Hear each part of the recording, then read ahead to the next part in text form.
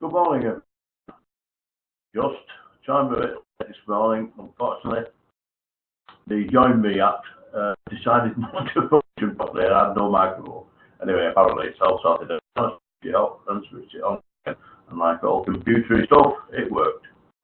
Okay, now this morning we're going to look at the first unit of the two units, level 4 award on internal quality assurance of the assessment process and practice.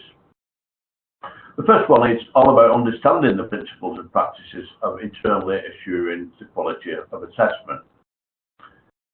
A lot of the work you've done as an assessor will be valuable in this because you'll understand the background behind what has to occur. Internal verification generally is just one step back from assessment. It's someone else or a second pair of eyes that will look at something that's been done and make a judgment on it. Just like the assessor makes a judgment with the student or learner that he's working with of the work that they produce. It's a lot more responsibility than that. They to a company verifier, but now the internal quality assurer. It's really a management stage because a lot of the data that's produced during the process of assessment and the verification of it is fed back into management because there may be changes in policy or procedure that need to occur from the data that's presented from actually the operation that's being carried out. So, yeah, that's a fairly large responsibility. To do that, an IQA needs control of the assessors that he is working with. In other words, he shouldn't have too many assessors to work with. That's the first one. The second one is that he should be able to, from his experience, sit back and say to the assessor or a group of assessors, look, this is the qualification we're all working towards. These are the things, these are the methods of assessment we should be using to develop the students' work. Now, if you do that, you've got to hold meetings, and those are classified nowadays as standardization meetings. Standardization always sounds like too much control for me, but what it does, it makes sure of the quality of assessment, not just the quality of assessment, sorry, but the fairness of the assessment across different assessors. So the standardization meetings, I'll give you an example. What would happen is the IQA will distribute a student's work or the student's work to 2 or 3 assessors, and they will then go through the assessment process on that and see what results they come up with. This is to make sure the level at which is being assessed is uniform. To go into that, I'm now going to look at the presentation I've put together for this, and I'll put some slides, or a number of slides. I will go through those in detail, taking the first group at a time. I think there are only 14 slides in this one. A bit less than the others you've seen before with why is that well anyway. No, it's not doing it. Anyway, never mind. For the other side. No, it's not here. Screen it. We'll leave this. So the IQA process. Those key concepts and principles of internal quality assurance, allegedly. Well, the latest version anyway. That's it. I put that in a bit of a joke really, because a lot of the rules and regulations have changed or keep changing on this, and they keep changing the names of things. The name actually doing to achieve this. It was D34, then it became units B1 and B2, and now it became units 1 and 2. the meat in the sandwich is much the same. They just change things around. So, the handout, well, it's not a handout in this case. This is a presentation I used to do live. It's actually being Moodle. And of course, with the full recording of all the presentations that I make on here, will be available on Moodle. So you can repeat them, sit back, slow it down, listen to it, whatever you need to do once you start your work. So why should IQA take place? Well, I mentioned some of that in my preamble. It's got to be a process that looks at the journey of the learner from when he starts with the organisation until he achieves his award on completion of his work.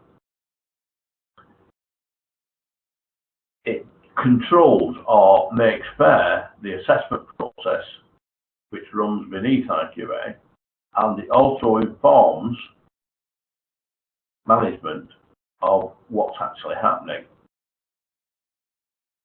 The functions of IQA, as I said, take many forms, but it will be the support of assessors and the checking or the second checking of work before it goes back to the awarding body. Because I don't all know they've got an EQA, not an external verifier. You know, he or she is now an EQA, who will then check what has been done. The way this happens changes with different awarding bodies. The definite function of the IQA should not be to reassess the work. That is the assessor's job. It will be to put remarks into the assessor with regard to thoughts of the work, and it's up to the assessor then to come back and say, no, I think that's okay, and give a reason why. Maybe the IQA has not read something properly or misunderstood something.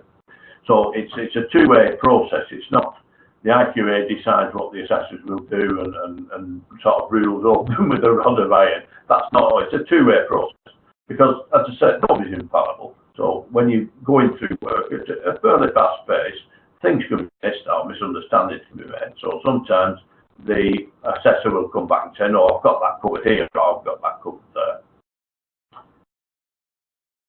The IQA cycle, which we'll look at in detail a bit further down, the key concepts of IQA, the rationale for IQA, and the key principles of IQA, the roles and responsibilities of an IQA, and the regulations, policies and procedures.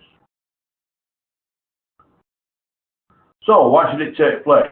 The monitoring of the learner journey, as I said, throughout their time with the organisation,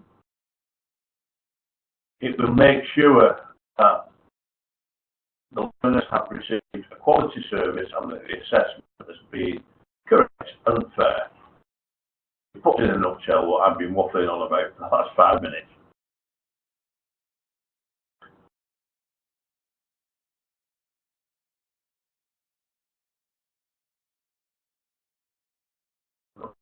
Yes, we are.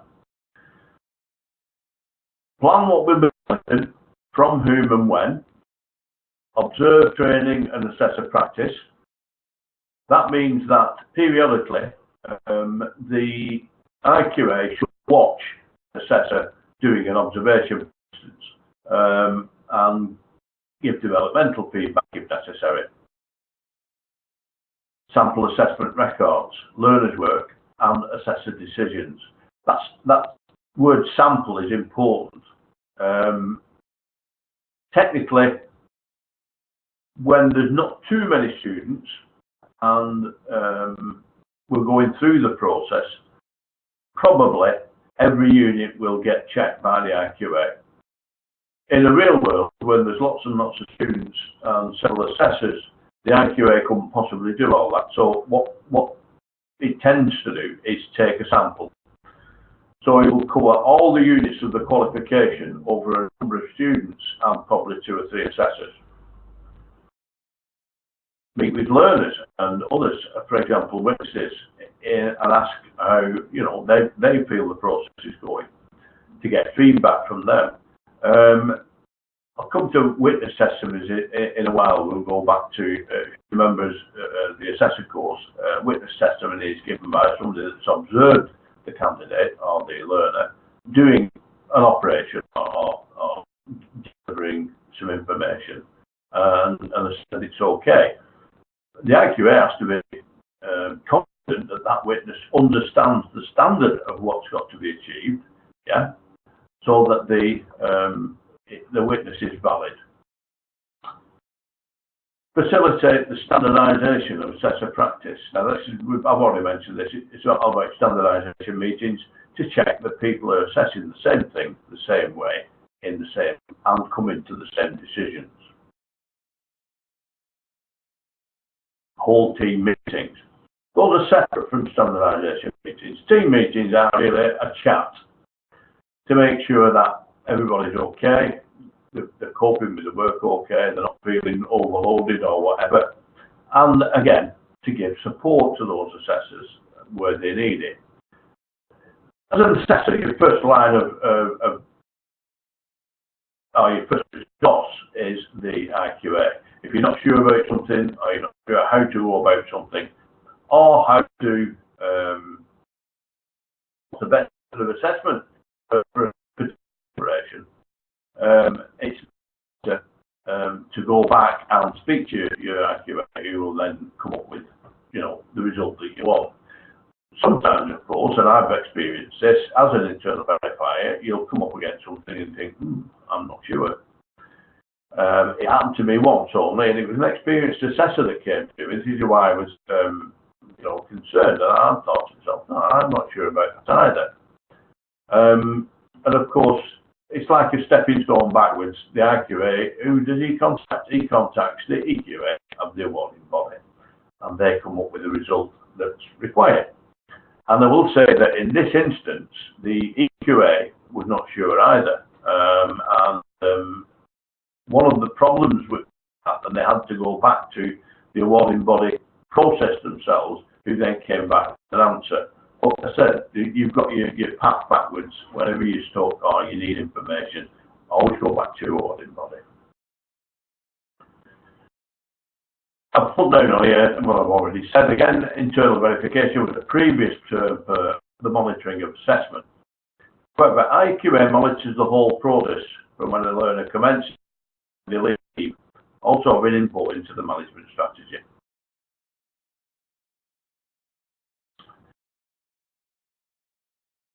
Uphold credibility of the qualification or what is being assessed of the whole organisation.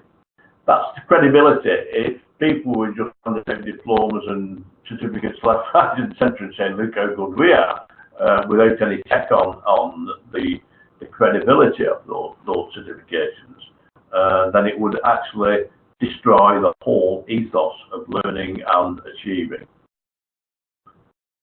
To ensure quality throughout the learner journey, yeah. To ensure accuracy and consistency of decisions, manage risk, identify issues and trends, and support and develop assessors. I'll come back to that managed risk. This is part of the story I told about going back to the awarding body, is managing a risk. It became a risk because the assessor wasn't sure the best method of assessment. I myself wasn't 100% sure, and the EQA again had to go back to his body and get a decision from them. Other risks are learner drop-off. If there's danger of losing students, there must be a reason for that usually. It may be internally, it may be something external that's got absolutely nothing to do with the organisation, but if it's a risk, it needs to be managed. Other risks are the assessors themselves. Have they sufficient training to do the job? Have they experienced to be a number of training under the wing, if you like, on assessment processes? I mean, at one stage, I can remember as an assessor with one college, I won't mention who it was, but I ended up with 53 students under assessment at level 3. And these were mostly practical qualifications, which means a lot of it had to be observation in the workplace. Consequently, I was rushed off my feet. And it was only when I turned back and said to my IQA, I'm missing things. Things are not being carried out properly. I've too much on. It's taking all my time and more besides. And I'm behind with lots of assessments. At that point, the college decided we needed an extra assessor and got me a colleague to work with me. But it wasn't long because the guy that came was good. He'd got some experience as an assessor, as well as practically found on the qualification. And it wasn't long before, instead of having 20-something each, we were both back up to over 40. And to give you some idea, there's been some sort of correlation of numbers on this. And if practical assessment is being carried out, the optimum figure is round about 40, no more than 40 students or learners under one assessor. If it's an academic-based qualification, that could be more. I wouldn't recommend it, but the amount of travelling and moving about from place to place doesn't actually occur because, of course, work can be sent in electronically, just like yours does, and be assessed and submitted the same way. So that cuts down the amount of time spent actually going out to places to actually do the assessments.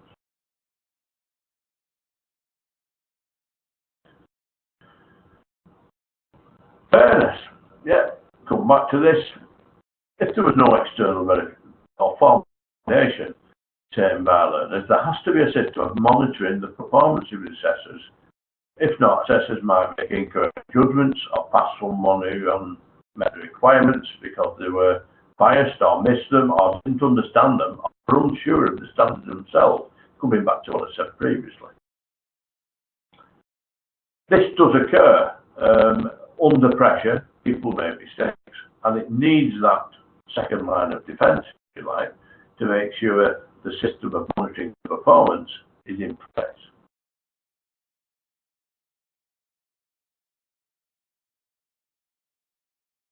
Assessment and AQA systems should be monitored and evaluated continuously to identify any actions for improvement, or indeed changes to organisational policy, which should then be implemented. I'd say that with tongue-in-cheek. Quite often, I have been in a position with managements who, although they're managing a training organisation, do not fully understand the processes that need to be carried out. And it's sometimes a bit of a struggle to get them to understand what they need to do. With others, it's great. You just tell them, look, we've got found this problem, that needs to be done, or that needs to be done. Okay, leave it with us, we'll sort it out. Others tend to argue from a point of understanding the problem. Also, we're going to include, as ever, everybody has to do CPD, even I do CPD now, on keeping myself up to date with all the practices. In this small presentation that we've got here now together is part of my CPD, going through and looking at the updates that's taken place and what needs to be done.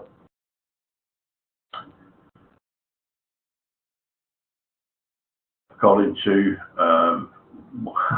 one of the external verifiers, or EQAs from ATHE awarded body, they're going through the same process. Nice to know. Quick one of the IQA cycle. Identify the product or service, what is to be assessed, plan it, carry out the assessment, decisions and feedback, evaluation. Yeah. Again, once the evaluation has been complete, do we need to change anything, or is it okay? This needs to be done where several qualifications are being verified within an organisation, because there will be differences to the way the assessment is planned, the IQA is planned, and the feedback that comes will be different as well, depending on the qualification that's being taken place.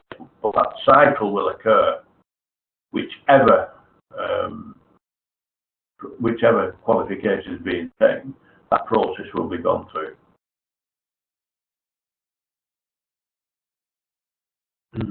Policies. Depending on the subject you'll internally quality assure, you will usually follow that cycle. Cycle will continue to ensure that the assessment process is constantly monitored and improved. Records of all activities must be maintained throughout to satisfy your organisation, the regulatory authorities, and the one organisation.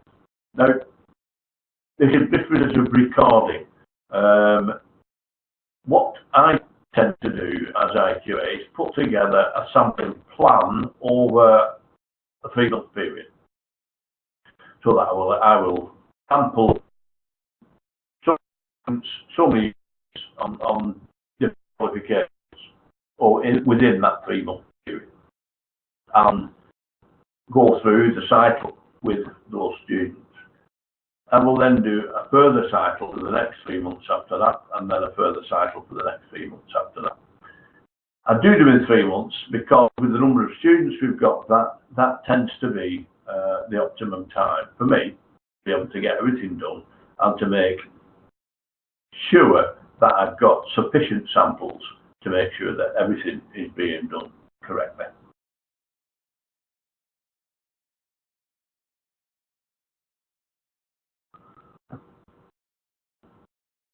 Looking at what's going to be assessed and why, our learners working towards qualification, our standards are being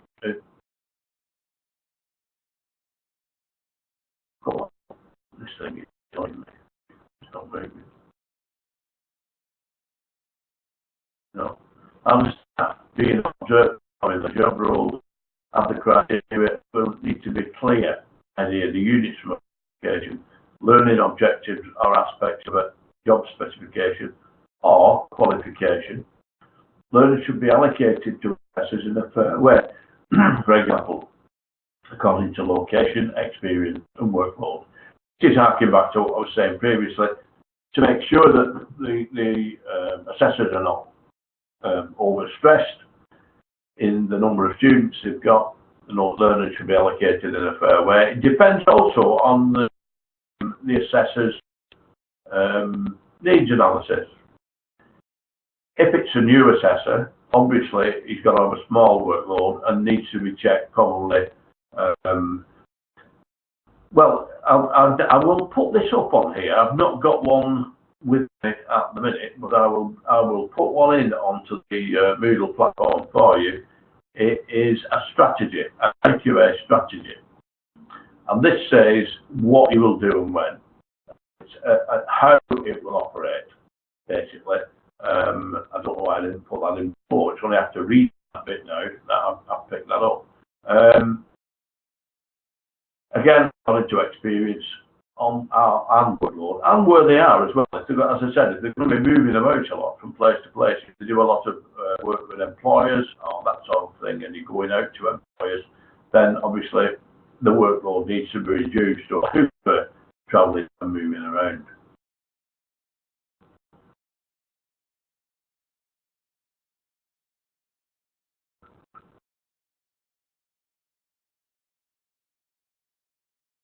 Key concepts include accountability.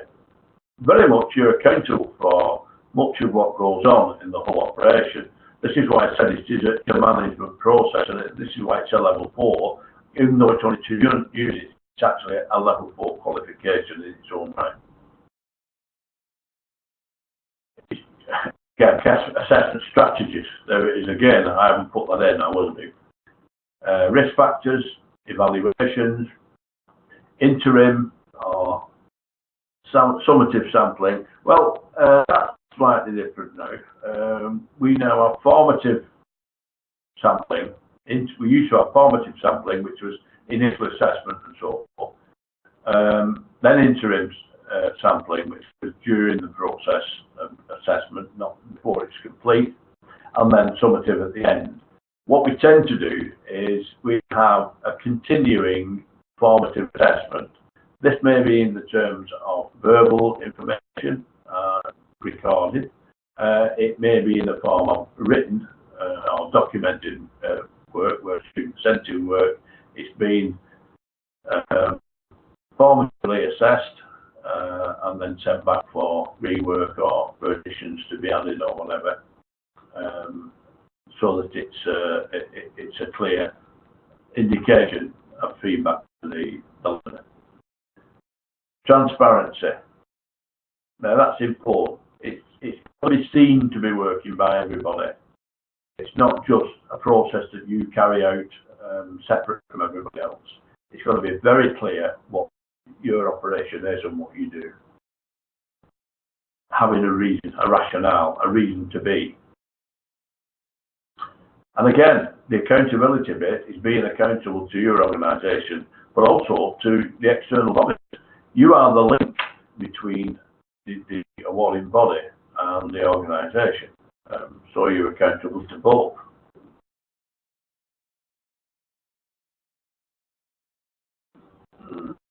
In conclusion, I've took conclusion on it, we're not quite finished yet. The slides you have just seen are the basis on which you build your response to the various questions posed in each element of the unit. Your answers may differ slightly according to the practice and policies within the school or college in which you work. IQA today has a central role in the way an organisation operates. It's important to remember then that the importance of maintaining records both hard copy and electronic. You are also the main link between your college and awarding bodies. Your relationship with them becomes more important if your organisation is small, and that body or bodies will be a solid source of support to your role. EQAs can answer any questions you may have and help and advise you on questions within your own school or college.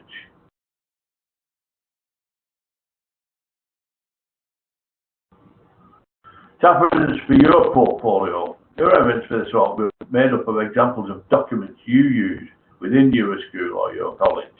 These will be explained by your narrative of their purpose and how they are used, further supported by copies of your school policies, procedures where relevant.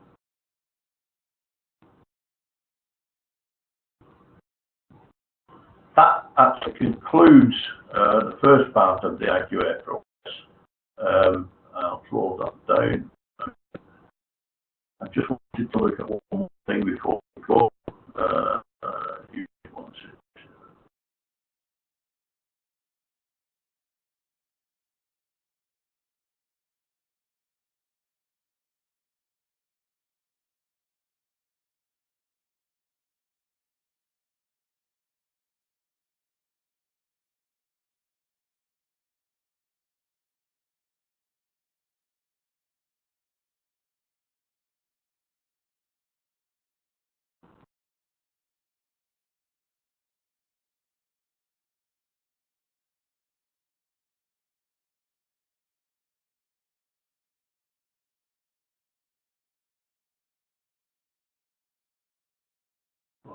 Here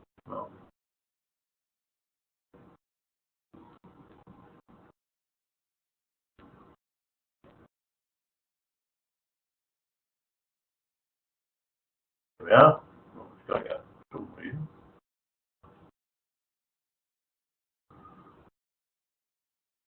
Here we are.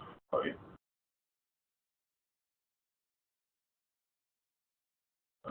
Something on the last call, but there's been lots of difficulty with the system.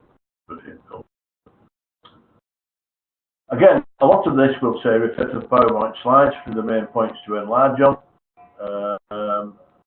Refer to the PowerPoint slides for the main points to enlarge on, but also include the procedures required by your school. an outline of your evaluation around your skills processes, and a copy of 2.2, copy of your IQA sampling plan.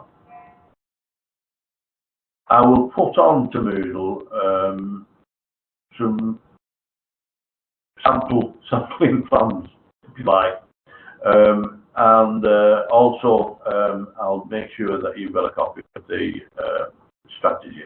Yeah.